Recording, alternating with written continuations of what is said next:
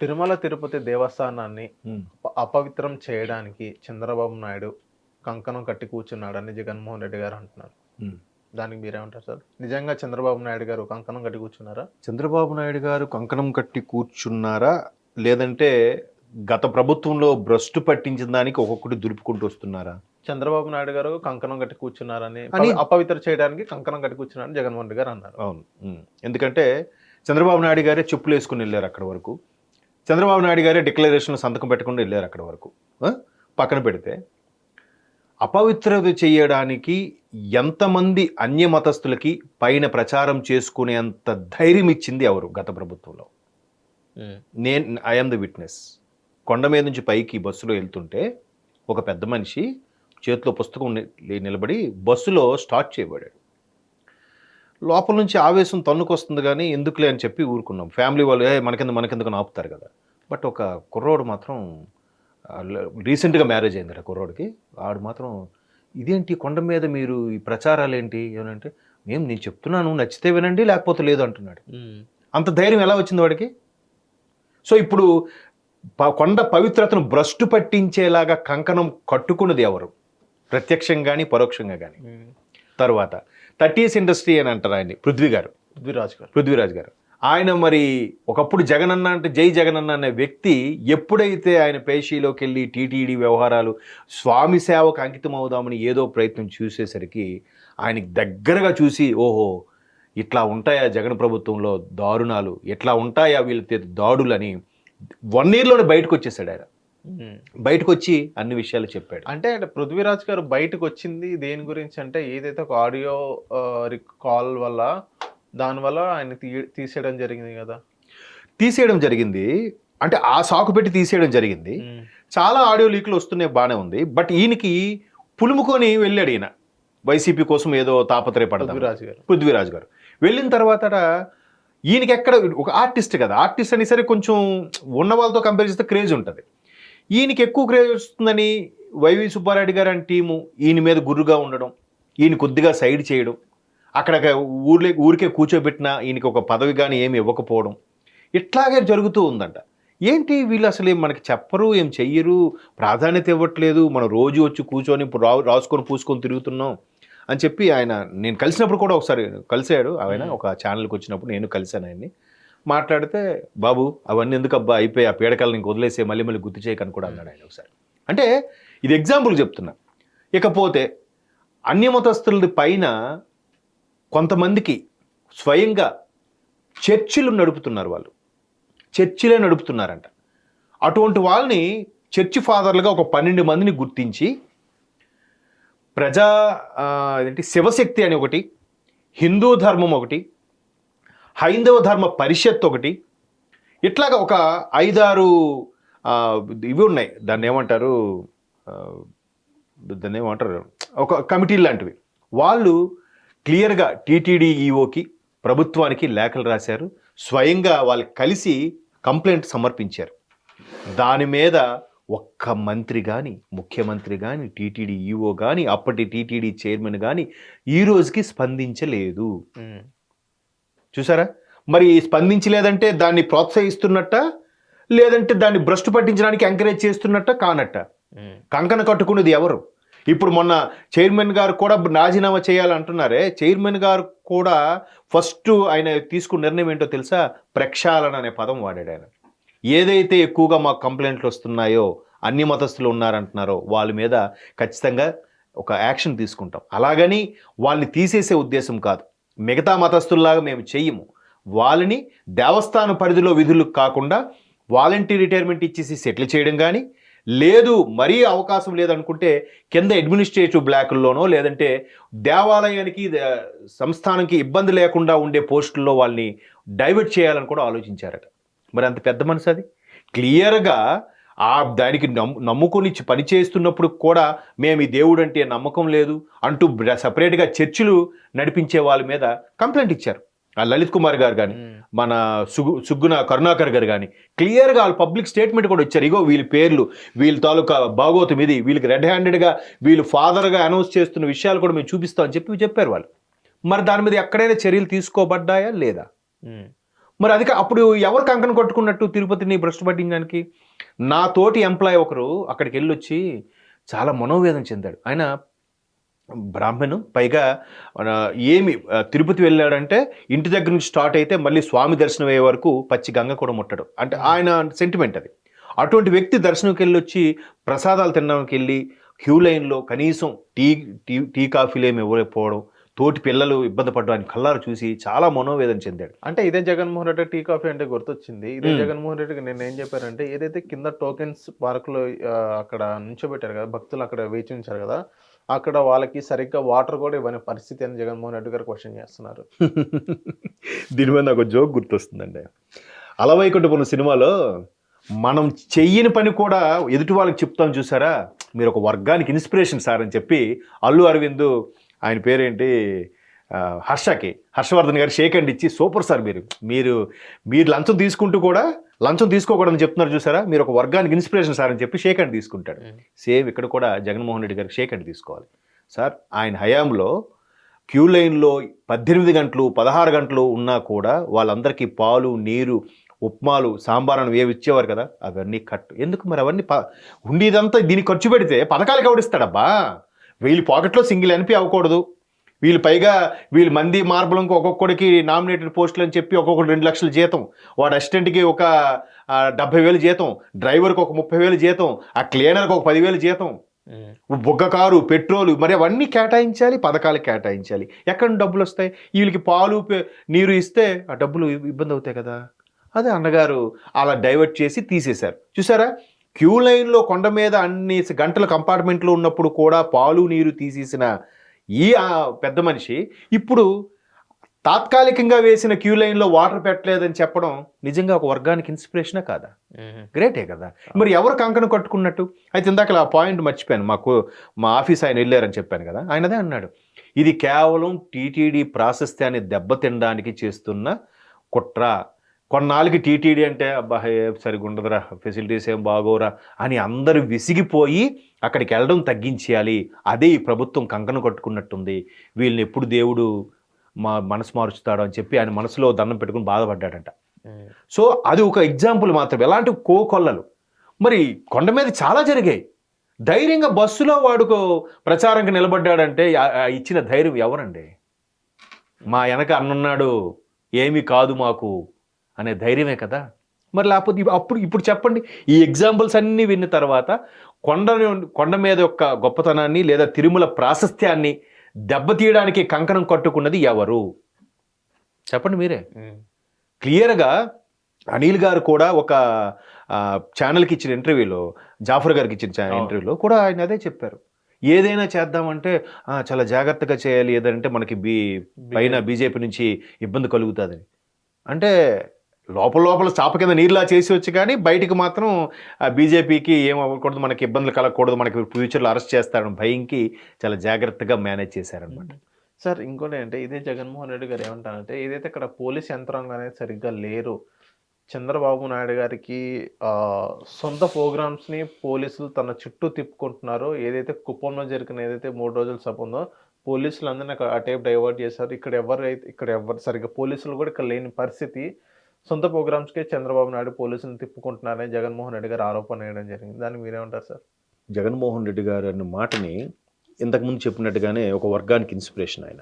ఎందుకంటే ఈయన బయటికి వెళ్ళాలంటే దారి పొడవునా బారికేడ్లు, దారి పొడవునా చెట్లు అడ్డంగా ఉంటే చెట్లు కొట్టేయడం, సీసీ కెమెరాలు పెట్టడం, అది కాక black cat commandos, Z category security ఉన్నా కూడా స్థానిక పోలీసులు చుట్టూ. మీరు ఎప్పుడైనా ఆయన ఉన్నప్పుడు, ముఖ్యమంత్రిగా ఉన్నప్పుడు తాడేపల్లి ప్యాలెస్కి ఎప్పుడైనా వెళ్ళే ప్రయత్నం చేశారా? లేదా ఆ ఛాయలోకి వెళ్ళి ఎప్పుడైనా చూసారా? 3 గేట్లు దాటుకుంటూ వెళ్ళాలి, 3 మెయిన్ రోడ్ నుంచి. మరి ఒక్కొక్క గేట్ దగ్గర 4 పోలీసులు. మరి అంతా వాళ్ళని దుర్వినియోగం చేసినట్ట, సద్వినియోగపరిచినట్ట? దారి పొడవునా బారికేడ్లు పెట్టి, ఇప్పుడు ఎక్కడైతే జనాలు ఎక్కువ ఉంటారో అక్కడ బారికేడ్లు పెడతారు, రోడ్డు మీదకి వచ్చేయకుండా పైనుంచి చెయ్యి ఊపడానికి. ఊరు దాటా కూడా ఎందుకు పెట్టాలి? అక్కడ కూడా పోలీసులు ఎందుకు పెట్టాలి? మరి భయమా? మరి అక్కడ అంతా మిస్యూజా కాదా? అవుట్కట్స్కి వెళ్ళాక ఇంకెందుకండి పోలీసులు ఆల్రెడీ ఒక పెట్రోలింగ్ వెళ్తుంది మొత్తం చెక్ చేసుకుంటారు. సీఎం ప్రోగ్రామ్ ఉందంటే ఆ రోడ్డు అంతా మొత్తం రోడ్లు చెక్ చేస్తారు, సైడ్లు చెక్ చేస్తారు, అక్కడ ఎవరైనా అనుమానాస్పదంగా ఉన్నారు వాళ్ళని ఎంక్వైరీ చేయిస్తారు, అన్నీ ఉంటాయి, ప్రీ ప్లాన్డ్గా ఉంటాయి. మరి అవన్నీ ఉండగా మళ్ళీ దారి పొడవునా పోలీసుల్ని ప్రతి 50 మీటర్లకి 100 మీటర్లకి ఒక్కొక్కటి నిల్చోబెట్టారంటే దాన్ని స్వాధీనోపరిచినట్ట దుర్వినియోగపరిచినట్టు.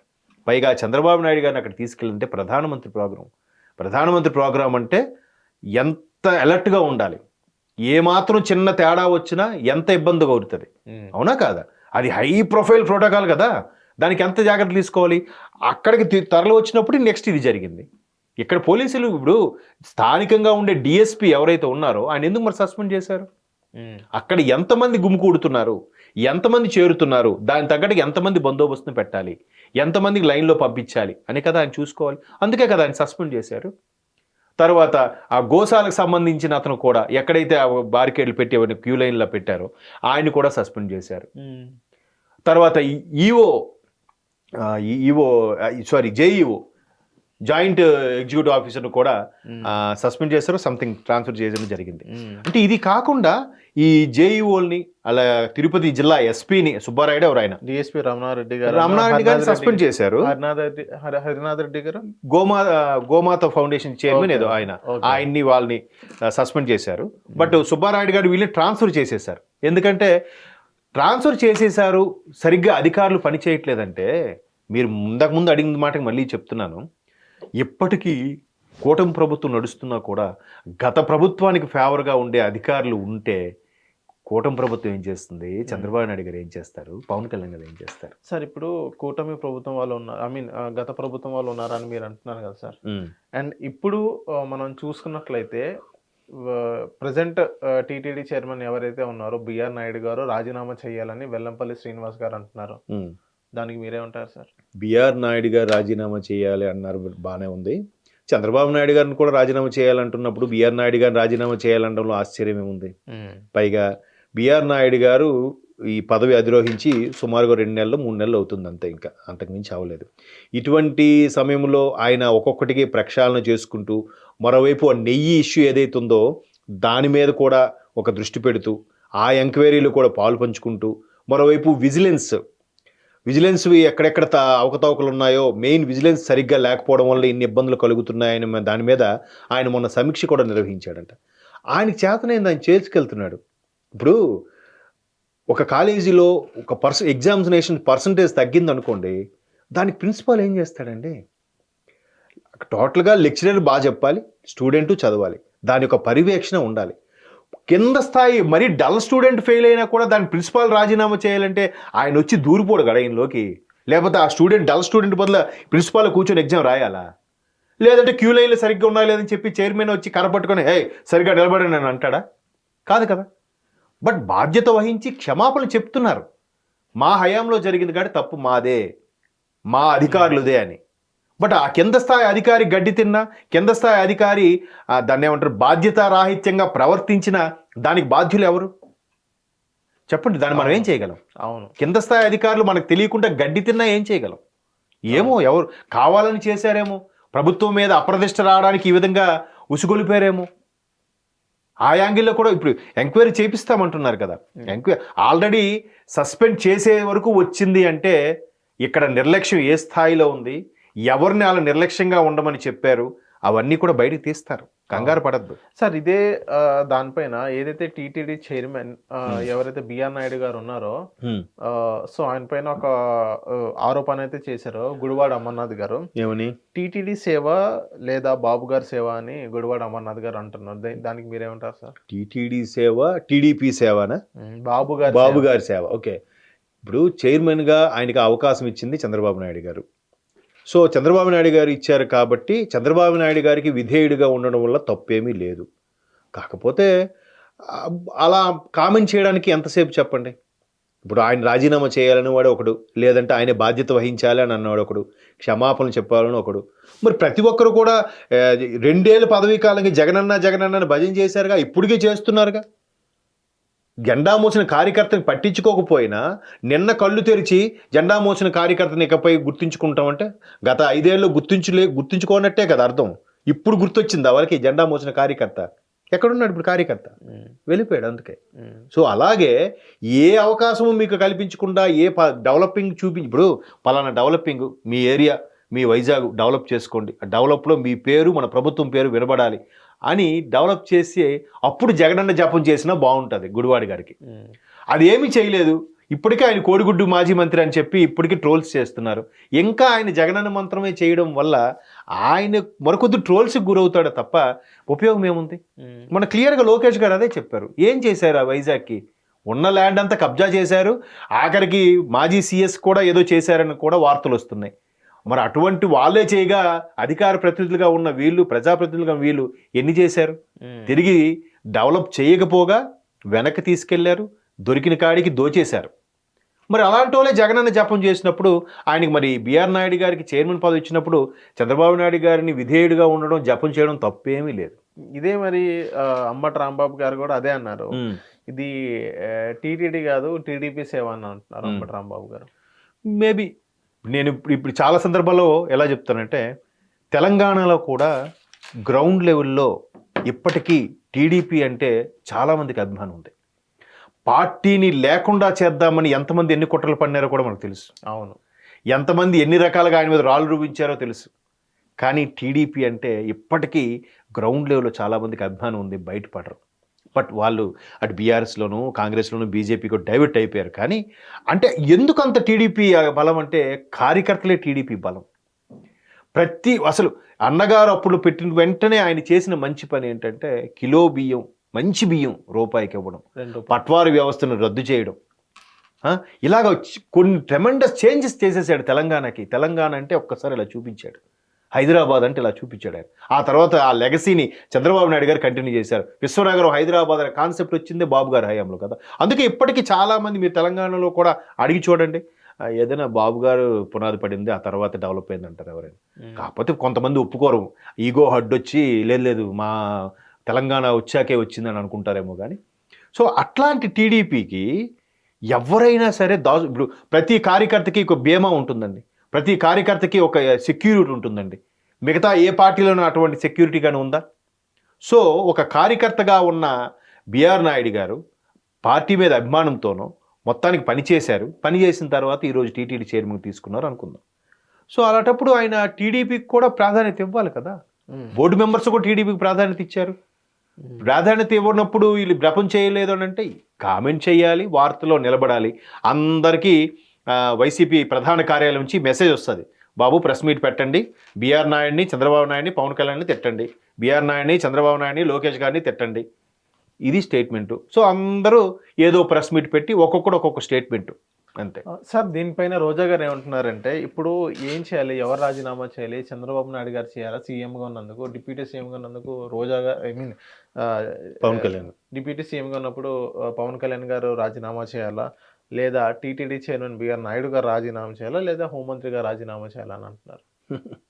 అంటే ఇప్పుడు వీళ్ళు బాధ ఏంటి, వాళ్ళు బాధ్యత వహించి క్షమాపణ చెప్పినా కూడా రాజీనామా చేయాలంటే ఇప్పుడు రాజీనామా చేసి దిగిపోతే వీళ్ళకి ఇచ్చేయాలి, అవన్నీ వీళ్ళకి ఇచ్చేయాలా? మరి గతంలో చాలా జరిగాయి, చాలామంది అసూలు బాశారు, చాలామంది బయటికి కూడా రాలేదు న్యూస్లు.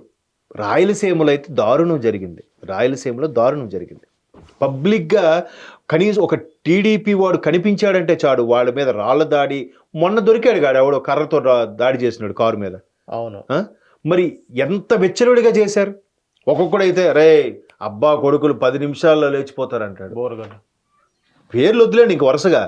ఇంకొకడు అంటాడు వీళ్ళకి అసలు అన్నా నువ్వు అని అన్న వీళ్ళు మొత్తం వీళ్ళు అంతు చూస్తానంటాడు ఒకడు. ఇంకోడు అంటాడు వీడు కుప్పంలో తప్ప వేరే దగ్గర గెలవడు, అదొక్కటి, అది కూడా డౌటే, వీడు ఇంకా చాప చుట్టేసుకొని పారిపోవాల్సిన హిమాలయాలకు అంటాడు. వీళ్ళందరూ ఏమయ్యారు? రాయలసీమలో ఎంతమంది టీడీపీ కార్యకర్తలను చంపేశారో మీకు తెలియదండి, బయటికి రాలేదు, నోటిఫై అవ్వలేదు. సో వీళ్ళందరికీ మరి ఎవరు క్షమాపణ చెప్పారా, లేదంటే రాజీనామాలు చేశారా? పోనీ కనీసం ఆ జరిగిన దారుణం దగ్గరికి వెళ్ళారా?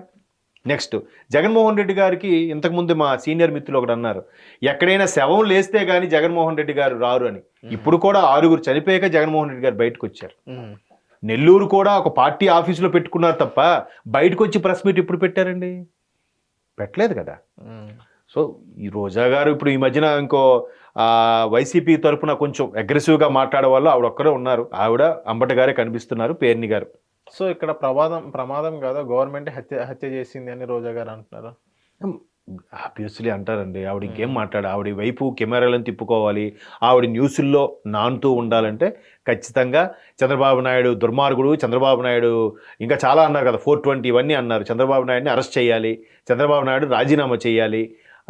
ఇంకా గట్టిగా మాట్లాడితే ఇప్పుడు మొన్న పుష్ప సినిమాకి సంబంధించి బన్నీకి సంబంధం లేకపోయినా బన్నీని అదుపులోకి తీసుకున్నారు కదా, ఎంక్వైరీ పిలిచారు కదా, ఇక్కడ కూడా చంద్రబాబు నాయుడిని ఎంక్వైరీ పిలవాలి అని అంటారు రేపు చూడండి. అంటే ఈవిడ కాకపోయినా మిగతా ఇంకెవరు మాట్లాడింది ఎవరున్నారు, ఇంకా పేర్ని గారు ఉన్నారు. పేర్ని గారు ఒకవేళ మాట్లాడితే పేర్ని గారు అదే స్టేట్మెంట్ ఇస్తారేమో. మనం ఆ స్టేట్మెంట్ ఇచ్చినా ఆశ్చర్యపోనక్కర్లేదు. హిట్ టీవీ యాప్, ఇందులో short news, live news, entertainment shows, movies, digital magazines తో పాటు మీ జిల్లా వార్తలను కూడా ఫ్రీగా చూడొచ్చు. అంతేకాదు కేజీ నుంచి పీజీ వరకు విద్యార్థులకు స్కాలర్షిప్ కూడా అందిస్తున్నాం. ప్రతి వారం 10 మందికి లక్కీ డ్రా ద్వారా ఒక్కొక్కరికి 10,000 రూపాయలు అందిస్తున్నాం. ఇంకెందుకు ఆలస్యం, వెంటనే హిట్ టీవీ యాప్ ని డౌన్లోడ్ చేసుకుని ఫ్రీగా ఎంటర్టైన్మెంట్ పొందండి. Hit TV app. Hit TV app. Please download hit TV app. Hit TV యాప్ని ఫ్రీగా డౌన్లోడ్ చేసుకొని ఎంజాయ్ చేయండి. మీకు నచ్చిన ఎంటర్టైన్మెంట్ కోసం హిట్ టీవీ యాప్ ని ఫ్రీగా డౌన్లోడ్ చేసుకొని ఎంజాయ్ చేయండి. హిట్ టీవీ యాప్ని డౌన్లోడ్ చేసుకుని ఆస్వాదించండి, ఆశీర్వదించండి. ఇంతమంది సెలబ్రిటీలు హిట్ టీవీ యాప్ ని డౌన్లోడ్ చేసుకోండి అని చెప్తున్నారంటే ఎంత మంచి యాప్ ఆలోచించండి. అమెరికా అమెరికా అమెరికా అమెరికాలో చదవాలనుకునే వాళ్ళకి విశ్వసనీయమైన పేరు మన శౌర్య కన్సల్టెన్సీ.